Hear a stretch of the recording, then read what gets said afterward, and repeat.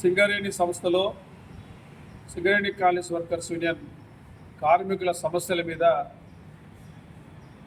8వ తేదీన సమ్మె నోటీస్ ఇవ్వడం జరిగింది.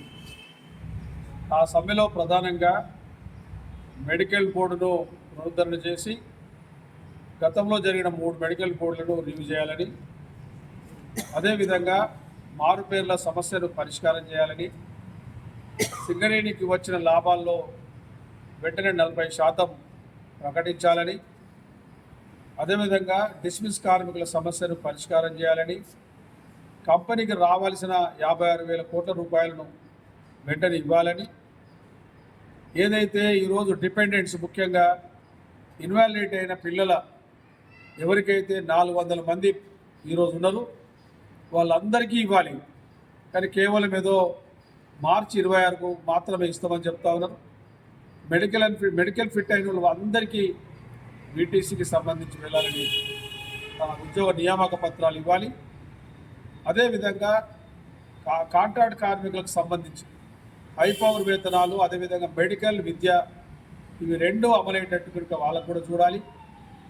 ముఖ్యంగా గనులలో పనిచేస్తున్నప్పుడు, ఓపెన్ కాస్ట్లో పనిచేస్తున్నప్పుడు చిన్న పనిముట్లు, ముఖ్యంగా కోల్ పిట్లు, డ్రిల్రాడ్లు, అదేవిధంగా గ్రీసు కూడా ఈరోజు లేని పరిస్థితి కనబడుతూ ఉంది. ఓపెన్ కాస్ట్లో యంత్రాలు లేని కారణంగా అండర్గ్రౌండ్లో ఎస్డిఎల్ యంత్రాలు వాడి కాలం చెల్లిన యంత్రాల వల్ల పనిచేయడం వల్ల కార్మికులకు డిస్క్ ప్రాబ్లము, లేకపోతే నడుము నొప్పులు, ఇట్లా అనేక రకాల ఇబ్బందులు, అదేవిధంగా సీరియస్ యాక్సిడెంట్లు, అందులో మరణించిన సందర్భాలు కూడా మనం చూస్తూ ఉన్నాం.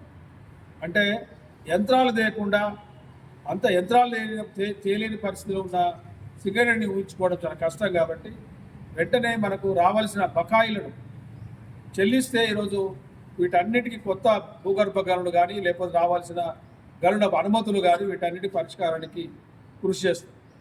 అదేవిధంగా పెర్క్స్ ఈరోజు ఎట్లయినా ట్యాక్స్ ఈరోజు రద్దు కాదు. కానీ కోల్ ఇండియాలో ఇదే విధంగా సింగరేణిలో అధికారులకు ఇచ్చినట్టుగా ఏదైతే పెర్క్స్ వెల్ఫేర్ సదుపాయాల మీద రికవరీ అయినటువంటి అమౌంట్ను రిఫండ్ చేయాల్సిందిగా కోరుతూ, ఇవన్నీ గతంలో ఉన్నటువంటి మొత్తం స్వంత ఇంటి పథకం, ఇవన్నీ దీనితోని మొదలుకొని దాదాపు 31 డిమాండ్లు ఈరోజు మేనేజ్మెంట్కి ఇవ్వడం జరిగింది. ఈ యొక్క మేనేజ్మెంటు దీన్ని చర్చలకు పిలిస్తే సరే, లేకపోతే అన్ని కార్మిక సంఘాలను పిలిచి మాట్లాడి సింగరేణిలో ఓ భారీ సమ్మె తప్పదని సందర్భంగా మేనేజ్మెంట్ హెచ్చరిస్తా ఉన్నాం. అదేవిధంగా కార్మిక వర్గం కూడా ఆలోచన చేయాలి. ఈరోజు ఈ సమ్మె ఎప్పుడు వస్తుందా అని చాలామంది అడిగే సందర్భాన్ని చూసినాం. మిగతా కార్మిక సంఘాలు సమ్మె చేస్తేనే పరిష్కారం అవుతుందని చూసినాం.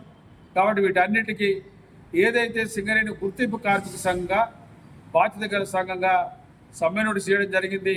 కార్మిక వర్గం సమ్మెకు కూడా సిద్ధపడాలని మీ ద్వారా మేము కోరుతాము. కార్మికుల ఐక్యత, కార్మికుల ఐక్యత, ఏఐటీసీ వర్ధిల్లాలి సింగరేణి కాలేజ్ వర్కర్స్ యూనియన్, వర్ధిల్లాలి సింగరేణి కాలేజ్ వర్కర్స్ యూనియన్.